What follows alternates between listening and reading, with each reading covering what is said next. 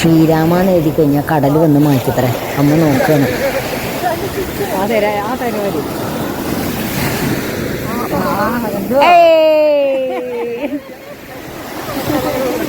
Hello, നമസ്കാരം. ഗോവയിലെ മൂന്നാമത്തെ ദിവസത്തെ ബാക്കി വിശേഷങ്ങളാണേ. രാവിലെ ബീച്ചിലെ അച്ഛൻ്റെ സാഹസിക പ്രകടനങ്ങളൊക്കെ കഴിഞ്ഞ വീഡിയോയിൽ ഞാൻ പറഞ്ഞിട്ടുണ്ടായിരുന്നു. അവിടെ നിന്ന് ഞങ്ങൾ നേരെ പോയത് ചപ്പോറ ഫോർട്ടിലേക്കാണ്. ഒരുപാട് സ്റ്റെപ്പുകൾ കയറാനും ഇറങ്ങാനും ഉള്ളത് കാരണം അമ്മ താഴെ റെസ്റ്റ് എടുത്തു.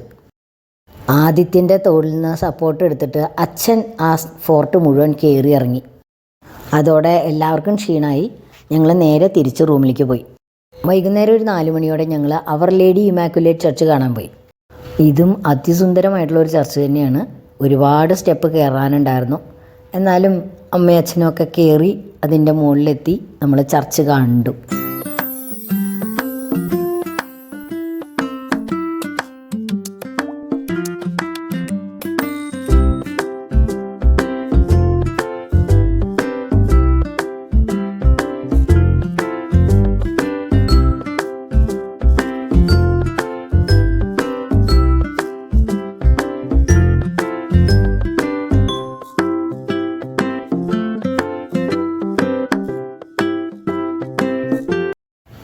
ലേഡി ഓഫ് ഇമാക്കുലേറ്റ് ചർച്ചിൻ്റെ രാത്രി ഉള്ള ഒരു ദൃശ്യമാണ് കേട്ടോ ഇത്. ലൈറ്റൊക്കെ ഇട്ടിട്ട് നല്ല ഭംഗി തന്നെയായിരുന്നു രാത്രി കാണാൻ. അവിടെ നിന്ന് ഞങ്ങൾ നേരെ പോയത് മിരാമർ ബീച്ചിലേക്കാണ്. ഞങ്ങൾ താമസിക്കുന്നതിൻ്റെ തൊട്ടടുത്ത് തന്നെയാണ് മിരാമർ ബീച്ച്. അവിടെ സൂര്യാസ്തമയം കാണാൻ വേണ്ടിയിട്ടാണ് ഞങ്ങൾ പോയത്. ഒരുപാട് മരങ്ങളൊക്കെ ഉള്ളൊരു ബീച്ചാണിത്. ഒരു ബീച്ച് എന്ന് മാത്രം പറയാൻ പറ്റാത്തൊരു സ്ഥലമാണിത്. ശരിക്കും പറയുകയാണെന്നുണ്ടെങ്കിൽ മിരാമർ മാൻഡോവി നദി കടലിൽ വന്ന് യോജിക്കുന്നൊരു സ്ഥലമാണ്. കടലിലിറങ്ങി കുളിക്കാനും കളിക്കാനും ഒക്കെ പറ്റുന്ന നല്ലൊരു ബീച്ച് തന്നെയാണ് മാൻഡോവി ബീച്ച്. ഞങ്ങൾ ഒരുപാട് സമയം ഇവിടെ സ്പെൻഡ് ചെയ്തിട്ടുണ്ടായിരുന്നു. വെള്ളത്തിലേക്ക് ഇറങ്ങുന്നില്ല, സൂര്യാസ്തമയം കാണാൻ ഇരിക്കുകയാണെന്നും പറഞ്ഞിട്ട് ഇരുന്ന അച്ഛനും അമ്മയും ഒട്ടും വൈകാതെ തന്നെ കടലിലേക്ക് ഇറങ്ങി. കടൽ കണ്ടു കഴിഞ്ഞാൽ ഇറങ്ങാൻ തോന്നാത്തവർ വളരെ കുറവാവില്ലേ. കടലിലിറങ്ങി കളിച്ചും കുളിച്ചും രാത്രി വരെ ഞങ്ങളിവിടെ സമയം സ്പെൻഡ് ചെയ്തു.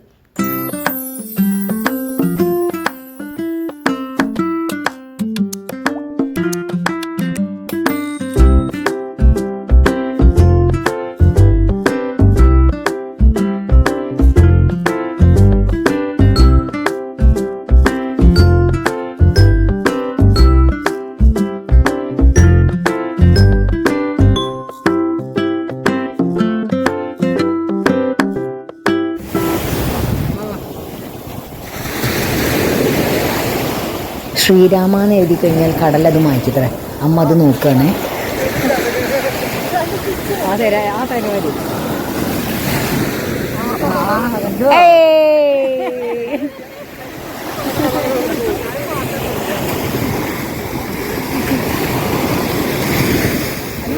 ശ്രീരാമ എന്ന് എഴുതി കഴിഞ്ഞ് കഴിഞ്ഞാൽ കടലിൽ വന്നിട്ട് അത് മാറ്റും എന്ന് പറഞ്ഞിട്ട് അമ്മയുടെ പരീക്ഷണങ്ങളാണ്.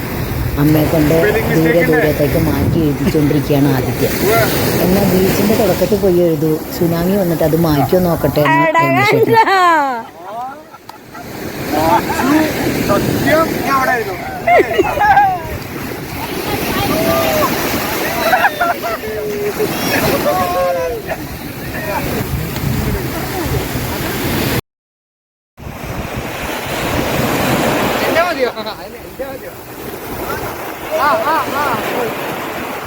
അവിടെ തലും പോവും. അവിടെ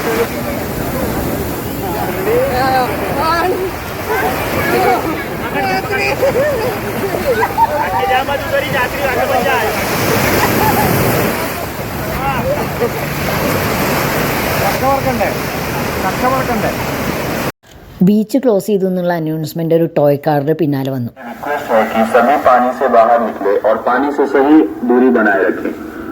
आप कल सुबह बीच ओपन होने के बाद आ सकते हैं.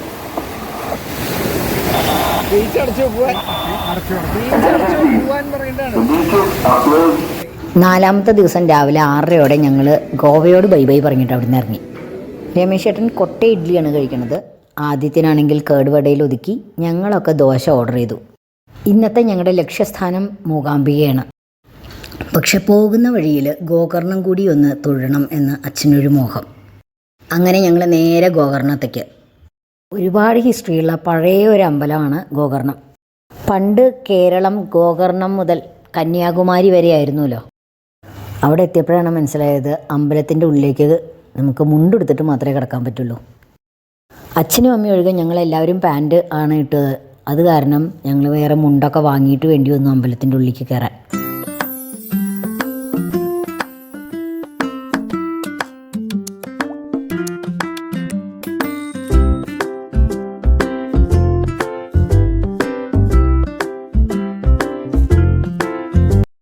കടലിനോട് ചേർന്നിട്ടാണ് ഗോകർണം അമ്പലം. കടലിൻ്റെ അടുത്താണ് പാർക്കിങ്ങും. അവിടെ പോയി കുറച്ച് നേരം കടലിനൊക്കെ നോക്കി നിന്നിട്ട് കുറച്ച് ഫോട്ടോസൊക്കെ എടുത്ത് വീണ്ടും ഞങ്ങൾ യാത്ര തുടർന്നു. അങ്ങനെ ഞങ്ങൾ മൂകാംബികാ ദേവിയുടെ കവാടത്തിലേക്ക് എത്തി. ഈ ഒരു ആർച്ച് കണ്ടു കഴിഞ്ഞപ്പോൾ ആദ്യം ഓർമ്മ വന്നത് അരവിന്ദൻ്റെ അതിഥികൾ എന്നുള്ള സിനിമയാണ്. മൂകാംബികയിൽ എത്തുമ്പോഴും നമുക്ക് ഏറ്റവും അധികം ഓർമ്മ വരുന്നത് ആ ഒരു സിനിമ തന്നെയാണ്.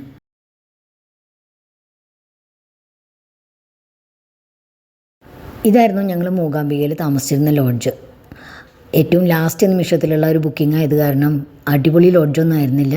പക്ഷേ അമ്പലത്തിനോട് ഏറ്റവും ചേർന്ന് നിൽക്കുന്ന ഒരു ലോഡ്ജ് എന്ന് പറഞ്ഞിട്ടാണ് ഞങ്ങൾ ഇത് എടുത്തിട്ടുണ്ടായിരുന്നത്. ഒരു AC റൂം എന്നതിലധികം വലിയ ഫെസിലിറ്റികളൊന്നും ഉണ്ടായിരുന്നില്ല. പിന്നെ ഇഷ്ടംപോലെ പാർക്കിംഗ് ഉണ്ടായിരുന്നു. ഹോട്ടലിൽ നിന്ന് പുറത്തിറങ്ങുന്നിടത്താണ് അമ്പലത്തിലേക്കുള്ള ക്യൂ ഉണ്ടായിരുന്നത്. ഒരു 3 മണിയോടെ അവിടെ എത്തി. ഒരു 5 മണിയോടുകൂടി കുളിച്ച് ഡ്രസ്സ് മാറി ഞങ്ങളെല്ലാവരും അമ്പലത്തിലേക്ക് പോയി. തിരക്കില്ലാത്ത സമയങ്ങളിൽ മൂകാംബിക വരാൻ ഞങ്ങൾക്കൊക്കെ നല്ല ഇഷ്ടമുള്ള ഒരു പരിപാടിയാണ്. നല്ല രസമാണ് ഇവിടുത്തെ ഒരു അറ്റ്മോസ്ഫിയറും ഒക്കെ കൂടി. അന്നും യാതൊരു തിരക്കും ഉണ്ടായിരുന്നില്ല. വേഗം തന്നെ ഉള്ളിലേക്ക് കിടക്കാനും എത്ര തവണ വേണമെങ്കിൽ തൊഴാനും പറ്റുന്ന ഒരവസ്ഥയായിരുന്നു അന്നുണ്ടായിരുന്നത്. യാതൊരു തിരക്കും ഇല്ലാത്തത് കാരണം പെട്ടെന്ന് തന്നെ ഞങ്ങൾ തൊഴുത് പുറത്ത് കിടന്നു.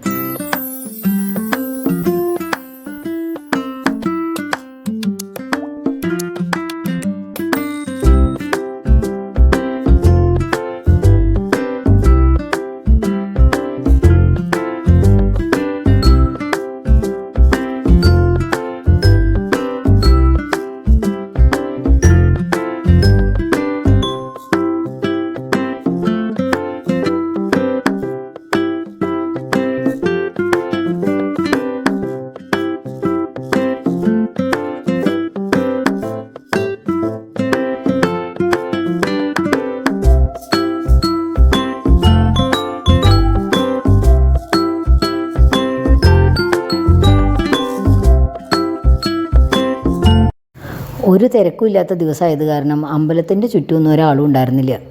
സാധാരണ ഇവിടെയൊക്കെ ഭയങ്കര തിരക്കും ആൾക്കാരുമാണ് ഉണ്ടാവാറുള്ളത്. ഇത് ഞങ്ങൾ കുറേ നേരം അമ്പലത്തിൻ്റെ ചുറ്റുമൊക്കെ നടന്ന് കുറേ നേരം അവിടെയൊക്കെ സമയം ചിലവഴിച്ച് പതുക്കെ വീണ്ടും ഞങ്ങൾ റൂമിലേക്ക് തന്നെ തിരിച്ചു പോയി.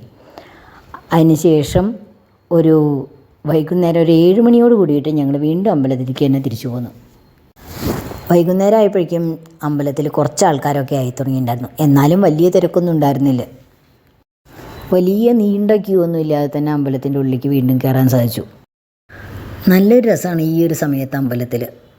ഒരുപാട് ലൈറ്റുകളും മാലകളും ഒക്കെ ആയിട്ട് നല്ലൊരു ഭംഗിയുള്ള ഒരു സമയം തന്നെയാണിത്.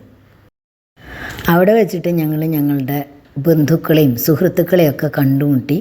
അതൊക്കെ യാദൃശ്ചികമായിട്ട് കണ്ടുമുട്ടിയതായിരുന്നു. അവരുടെ അടുത്തൊക്കെ കുറേ നേരം സംസാരിച്ചൊക്കെ നിന്നു.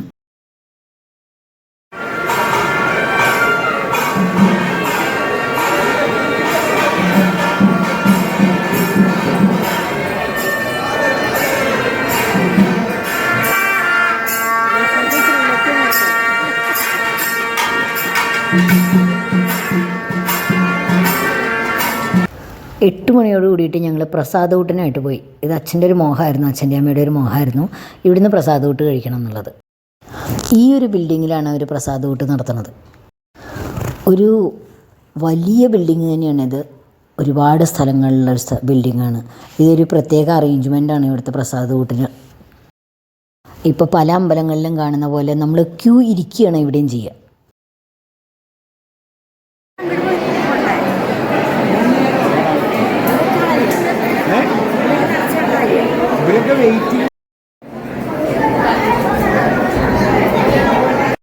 ക്യൂ വളരെ പെട്ടെന്ന് നീങ്ങുന്നുണ്ടായിരുന്നു. അതെങ്ങനെയാണെന്ന് എനിക്കൊരു ഐഡിയയും കിട്ടിയിട്ടുണ്ടായിരുന്നില്ല. ഇവിടെ എത്തിക്കഴിഞ്ഞപ്പോഴാണ് മനസ്സിലായത്.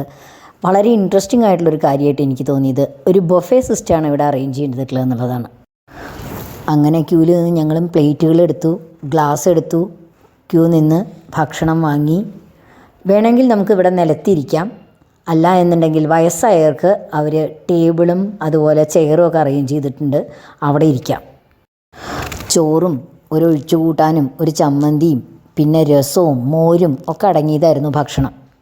5-ാമത്തെ ദിവസം രാവിലെ പുലർച്ചെ 5 മണി. ഇന്ന് ഇവരുടെ രണ്ടുപേരുടെയും പിറന്നാളാണ്. അമ്മയുടെ നാളും ആദിത്യൻ്റെ ഡേറ്റ് ഓഫ് ബർത്തും. രാവിലെ 5:30 അടുത്തായിരുന്നു സമയം ഉണ്ടായിരുന്നത്. അതുകൊണ്ട് തന്നെ ആരും ഉണ്ടായിരുന്നില്ല അമ്പലത്തിൽ. യാതൊരു തിരക്കുമില്ലാതെ ഞങ്ങൾക്ക് എത്ര തവണ വേണമെങ്കിൽ തൊഴാൻ പറ്റിയിട്ടുണ്ടായിരുന്നു. ഒരുപാട് തവണ കയറി തൊഴുതു. അമ്മയ്ക്കും അച്ഛനും ഭയങ്കര സന്തോഷമായി ഒരുപാട് തൊഴാൻ പറ്റിയതിൽ. അതുപോലെ തന്നെ നല്ലൊരു അന്തരീക്ഷമായിരുന്നു രാവിലെ. ഭയങ്കര ഒരു വൈബ് തന്നെയാണ് രാവിലെ അമ്പലങ്ങളിലേക്കുള്ള ഈ ഒരു യാത്ര.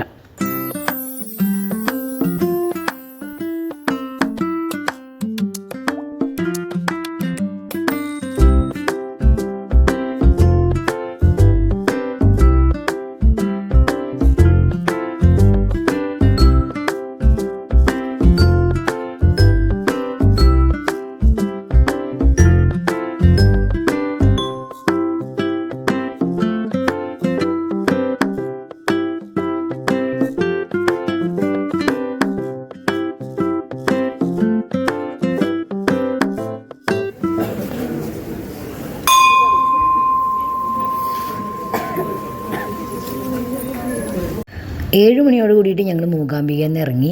ഞങ്ങളുടെ അടുത്ത ലക്ഷ്യം ശൃംഗേരിയാണ്. അതിസുന്ദരമായിട്ടുള്ളൊരു അമ്പലമാണ് ശൃംഗേരി. ഒരു കാടിൻ്റെ നടുവിലാണ് ശൃംഗേരി അമ്പലം. പോകുന്ന വഴിയാണെങ്കിൽ എന്തൊരു ഭംഗിയാണെന്നറിയോ കാണാൻ. ഒരുപാട് കാടുകൾ കടന്ന് ഒരുപാട് ചുരങ്ങളൊക്കെ കയറിയിട്ടാണ് ശൃംഗേരി അമ്പലത്തിലേക്ക് നമ്മൾ എത്തുന്നത്.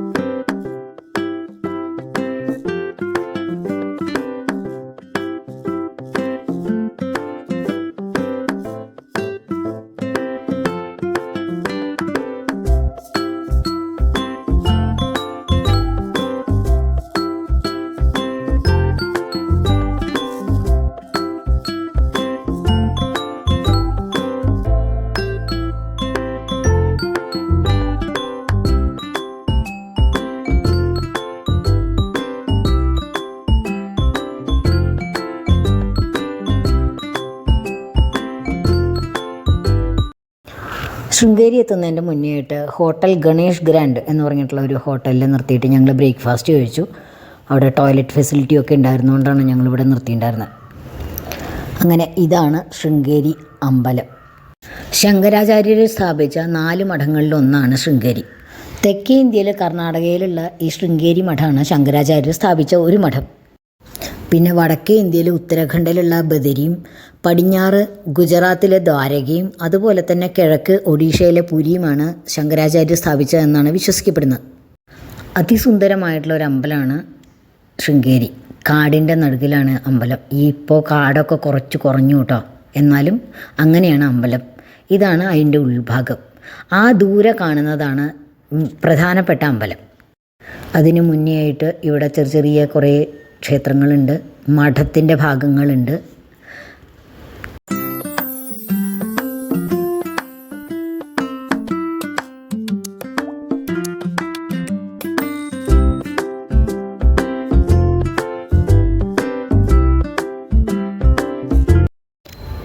ഇതാണ് പ്രധാനപ്പെട്ട അമ്പലം. ഇത് 14-ാം സെഞ്ചുറിയിൽ ഉണ്ടാക്കിയിട്ടുള്ള അമ്പലമാണെന്നാണ് പറയണത്.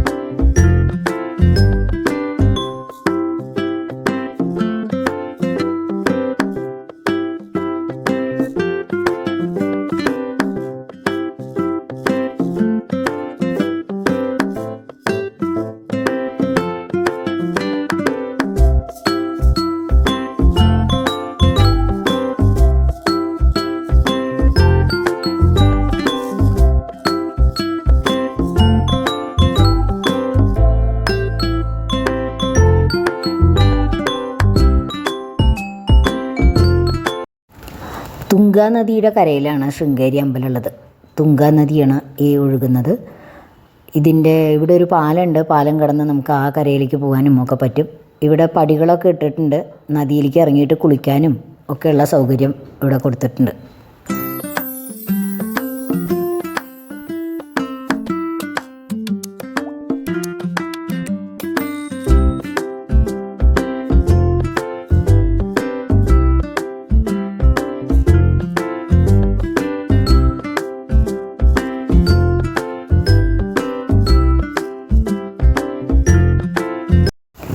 ഇവിടെ 2 ആനയെ നിർത്തിയിട്ടുണ്ട്. നമ്മൾക്ക് പൈസ കൊടുത്തു കഴിഞ്ഞാൽ ആന നമ്മളെ അനുഗ്രഹിക്കും.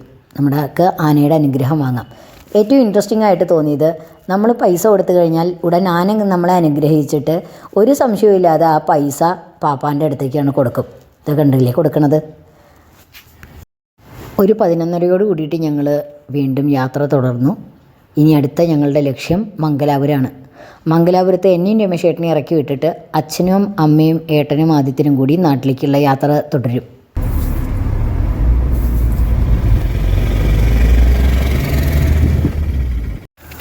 ഞങ്ങൾ മംഗലാപുരത്ത് എത്തി ആദ്യം പോയത് ഭക്ഷണം കഴിക്കാനായിരുന്നു. ആദിത്യൻ്റെയും അമ്മയുടെയും പിറന്നാളായത് കാരണം ഞങ്ങൾ അതൊരു നോർത്ത് ഇന്ത്യൻ മീൽസിൽ അവസാനിച്ചു.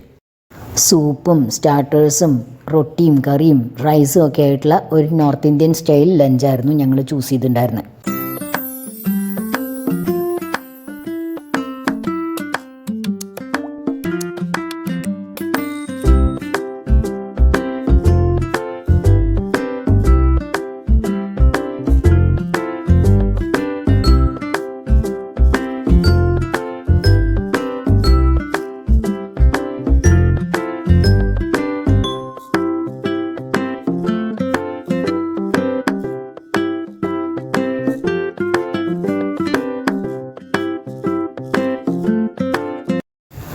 അങ്ങനെ ഇവർ ഞങ്ങളെ മാംഗ്ലൂർ വിട്ടിട്ട് നാട്ടിലേക്കുള്ള യാത്ര തുടരുക.